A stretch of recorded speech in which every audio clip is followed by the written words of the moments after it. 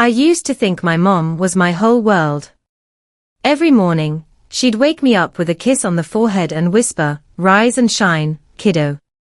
We didn't have much, but we had each other, and that always felt like enough. But that was before he showed up. It started one summer afternoon. I was 16, halfway through high school, juggling homework and part-time shifts at a local cafe. Mom came home with this glow, the kind that wasn't from a good day at work, but from someone new. "He's just a friend," she said. But her voice carried that warmth people get when they're already imagining something more. His name was Rick. Mid-40s, easy smile, smelled like expensive cologne and motor oil. He owned a small auto shop downtown, and from the first day, I could tell, he liked control. He talked over her. Interrupted me.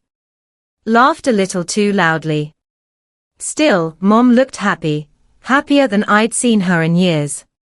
After Dad left, I guess she deserved that. So I told myself to give him a chance. But that was only the beginning. A few weeks later, Rick started coming over more often. Then, he just never left. His clothes started filling her closet. His toothbrush sat next to hers. Our dinners became quieter, tense. One night, I walked into the kitchen and found him sitting in my seat. My plate was gone. My mom smiled and said, "We didn't think you'd be home so early." That sentence hit harder than I expected. Like I was a guest in my own house. "Mom," I said later, "I don't think he likes me very much." She brushed it off with a half smile. "You're just not used to having another man around. Give it time." But time only made things worse. Rick started making little comments, disguised as jokes. "Maybe if you weren't on that phone all day, you'd understand respect. Guess someone didn't teach you how to clean up after yourself." Mom laughed the first few times, nervously, like she didn't want to take sides. But every laugh chipped away at something inside me. Then came the night he crossed a line. I had stayed late at the cafe, trying to save up for a used car. When I got home, the door was locked from the inside. My key wouldn't turn. The porch light was off. I called Mom, no answer. Texted twice. Nothing. When she finally opened the door, she was in her robe, hair messy, eyes distant. Rick stood behind her, smirking. "You need to start calling before you just show up," he said. Show up. It was my house too. That was the first night I realized something had changed, and not in my favor. A week later, Mom sat me down at the kitchen table. "Rick thinks it would be better if you stayed with your aunt for a while," she said. I laughed, thinking it was a joke. "You mean, like a weekend?" She looked away. "Maybe longer. Just until things settle." I felt my stomach twist. "You're choosing him over me?" She didn't answer. That silence said everything. That night, I packed a bag, just essentials. Toothbrush. Clothes. My dad's old wristwatch. Mom stood by the door, crying softly, saying she'd visit soon. Rick stood behind her, arms folded, like he was guarding a prize he'd won. When I stepped out, the air felt different. Cold. It wasn't just the night, it was the loneliness settling in. At my aunt's, I tried to tell myself it was temporary. Mom just needed space. Maybe Rick was going through something. Maybe she still loved me. But weeks passed. Then months. Her calls stopped. Messages turned into excuses, busy with work, bad connection, next weekend, I promise. I'd scroll through Facebook and see her tagged in photos, dinners, vacations, holidays, all with him. Know me. It's strange how betrayal doesn't happen all at once. It's slow, quiet. Like watching someone you love drift into a fog you can't follow them into. And then one day, you realize, they're gone. A year later, I turned 17. My aunt baked me a cake. Mom didn't call. I told myself I didn't care. But when I blew out the candles, my wish was still the same, for her to come back. 2 weeks after that, she finally texted. "Can we talk?" I stared at the message for minutes before replying. Yes. We met at a diner halfway between her place and mine. She looked tired but happy, the kind of happy that didn't include me. "I've missed you," she said, reaching for my hand. "Then why didn't you?" I replied quietly. She sighed. "You don't understand, sweetie. Rick makes me feel safe. I haven't felt that in a long time." Safe? I wanted to ask, safe from what? From me? But I didn't. Because deep down, I already knew the answer. Then her phone buzzed. Rick's name lit up on the screen. She hesitated, then answered. Smiled. Laughed softly. Right there, mid-sentence, while I sat across from her, waiting for any sign that she still saw me as her child. That was the moment something inside me cracked. I didn't yell. I didn't cry. I just stood up, left a 20 on the table and said, "Enjoy your dinner, Mom." She called after me, but her voice sounded far away. Like an echo I couldn't return to. Outside, it started to rain. And for the first time in my life, I didn't run for cover. I just stood there, letting it wash away everything I thought I knew about love, about family, about her. Because that was the night I finally understood. She didn't just choose him. She forgot me. It had been almost a year since that night in the diner. A year since I walked away from my mom, or maybe since she walked away from me. By then, I'd graduated high school and started community college. My aunt helped with rent, and I worked evenings at a bookstore.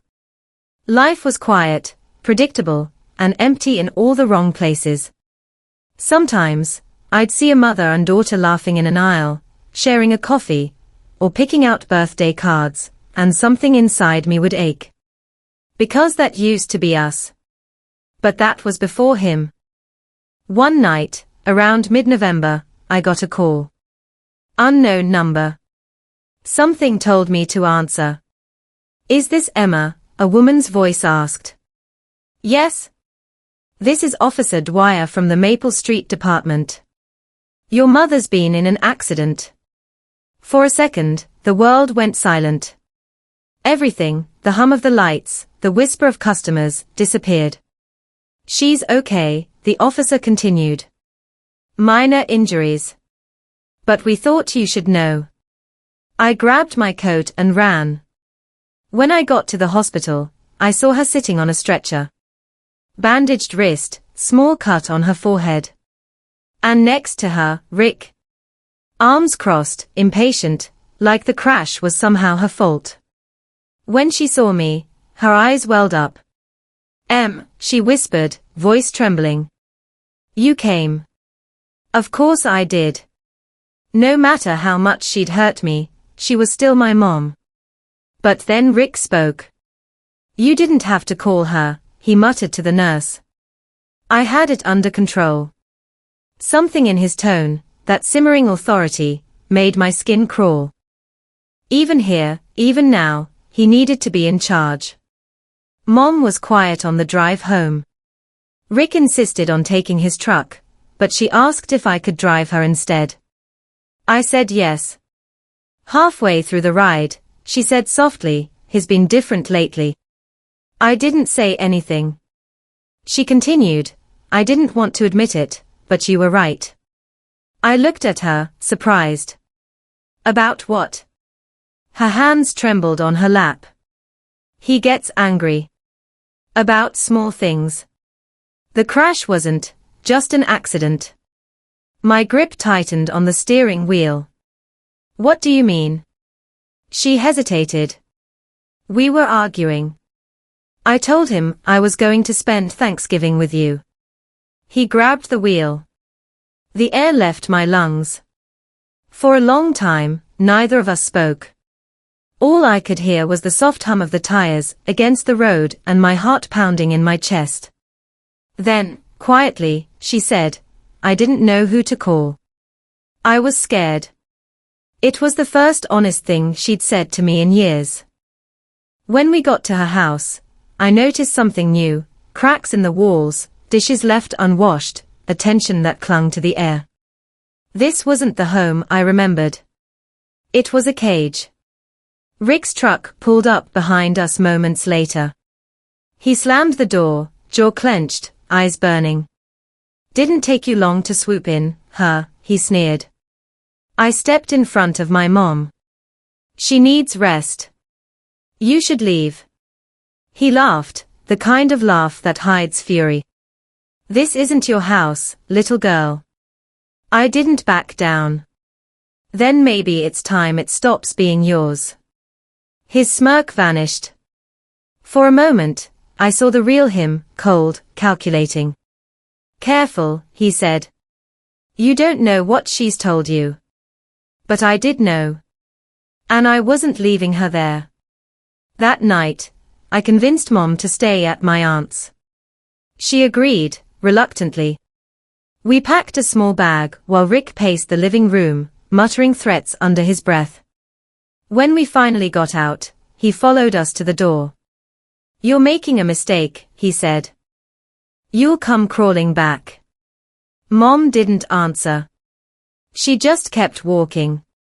I'd never seen her so small before, shoulders slumped, tears slipping down her cheeks as she clutched her bag. When we reached the car, she whispered, thank you. And for the first time in years, she sounded like my mom again. At my aunt's house, things were quiet. Too quiet.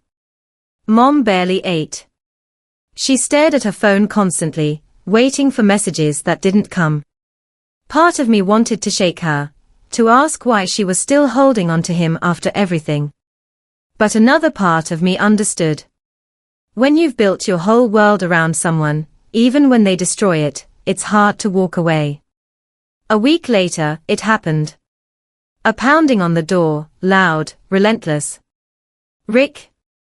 Open up, he shouted. I just wanna talk. My aunt called the police while I stood between him and my mom. When the flashing lights appeared, he finally backed off, shouting promises of revenge as they led him away. Mom collapsed onto the floor, sobbing. I didn't think he'd find me, she whispered. I thought I could fix him. I knelt beside her, holding her hand. You can't fix someone who enjoys breaking others. For a few weeks, things got better. She started therapy, got a new job at a small bakery, even began smiling again. I wanted to believe it was over. But the damage was deeper than I thought. One morning, I came home from class to find her sitting at the kitchen table, phone in hand. Her eyes were red. Emma, she said quietly. He called. He says he's sorry. I froze. Mom, no. You can't, he's different now, she interrupted. He's getting help. I couldn't believe what I was hearing. After everything he's done. Her voice broke. People can change, honey. I shook my head. Not like that. Not him. She didn't reply. Just looked down at her hands, trembling again. That night, I couldn't sleep. Every time I closed my eyes, I saw his face, that smug grin, the fire in his eyes. And I had this sinking feeling, she was going to see him again. A week later, I was right. She didn't come home from work.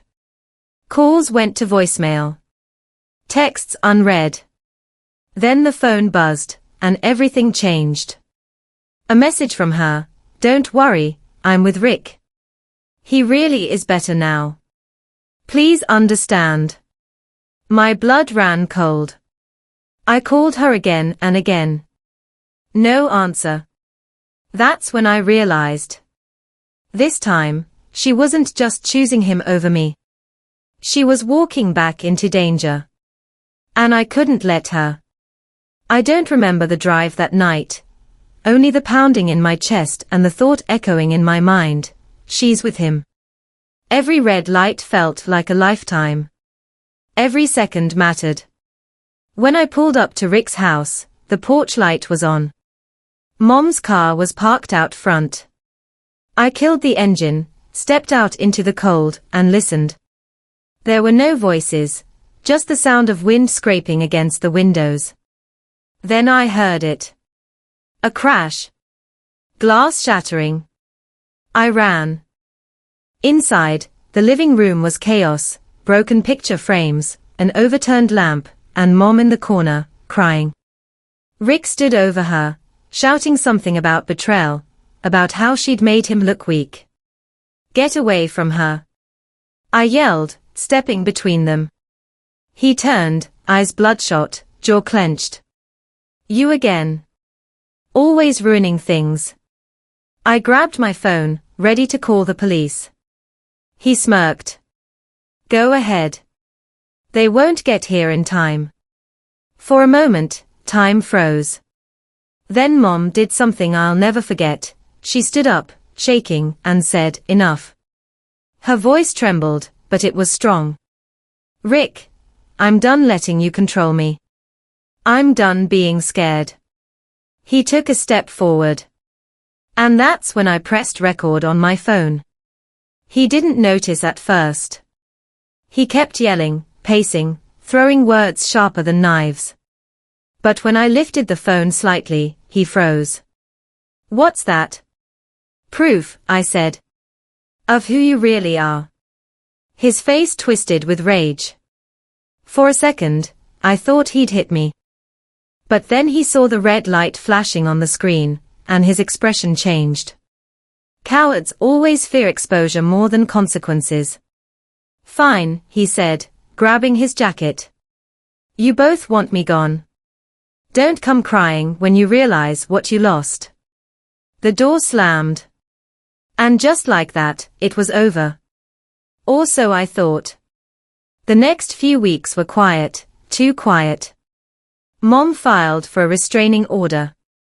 We gave the video to the police, who told us it might help if he tried anything again. She cried a lot at first, then less.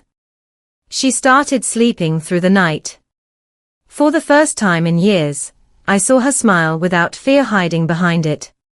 But beneath that calm, I could still feel something broken in her, a guilt she couldn't shake. One night, while we were cleaning up after dinner, she said softly, "You were right about him from the start." I didn't answer. She wiped her hands on a towel, then looked at me with eyes full of tears. And I still chose him.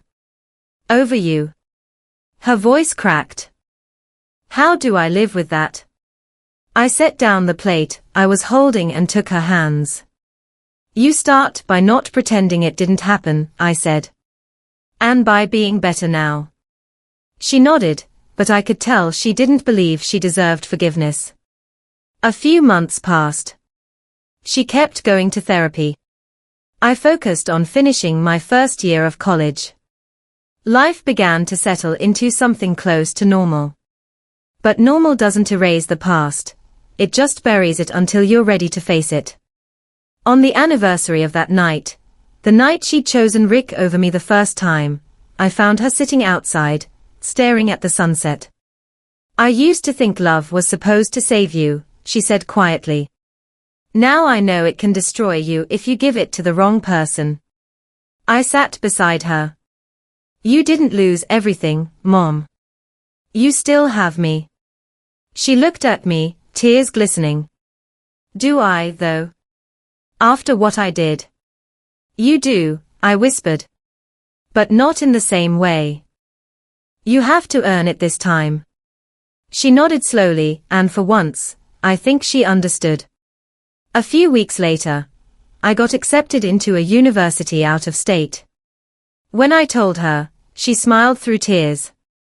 I'm so proud of you, Em. But I could see the fear behind her smile, fear of being left alone. I'll visit, I said gently. But I need to go. I need to live my life. She hugged me tight. I know. You deserve that. That night, as I packed, I thought about everything, the nights I cried myself to sleep, the anger, the confusion, the longing. And then I realized. I wasn't angry anymore. Hurt, yes. But not angry. Because somewhere along the way, I'd stopped waiting for her to choose me. I'd chosen myself. Months later, during my first semester, I got a letter from her. A real handwritten one, no texts, no emails. Inside, she wrote, I'm sorry for every moment I made you feel small, just to make him feel big. You were my reason to be better, and I lost sight of that. Thank you for not giving up on me, even when I gave up on you. At the bottom, she added one last line. I'm learning to love myself the way you loved me. I read that line over and over, tears blurring the ink. Because it wasn't just her redemption, it was mine too. A year later, she came to visit. We went to lunch, just the two of us. She looked healthier, lighter. No makeup to hide behind. No fear in her eyes. I still think about him sometimes, she admitted. Not because I miss him, but because I wonder how I ever let someone like that define my worth. I smiled. That's how you know you've healed. She nodded.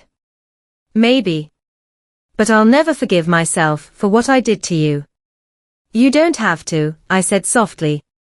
You just have to never do it again. She reached across the table, took my hand and whispered, thank you. And for the first time, I truly believed her. I don't hate her anymore. But I'll never forget what she did. Because some betrayals don't end when the storm passes, they echo, shaping who you become. And maybe that's okay.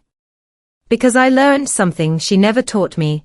Love should never require losing yourself first. Sometimes, the people you trust most will break you, not out of hate, but out of their own weakness. But healing isn't about making them pay. It's about choosing you when they couldn't. If this story touched you, tell me in the comments what you would have done. Share this video with someone who's ever had to walk away from someone they loved, just to save themselves. And remember, sometimes strength isn't fighting back, it's letting go.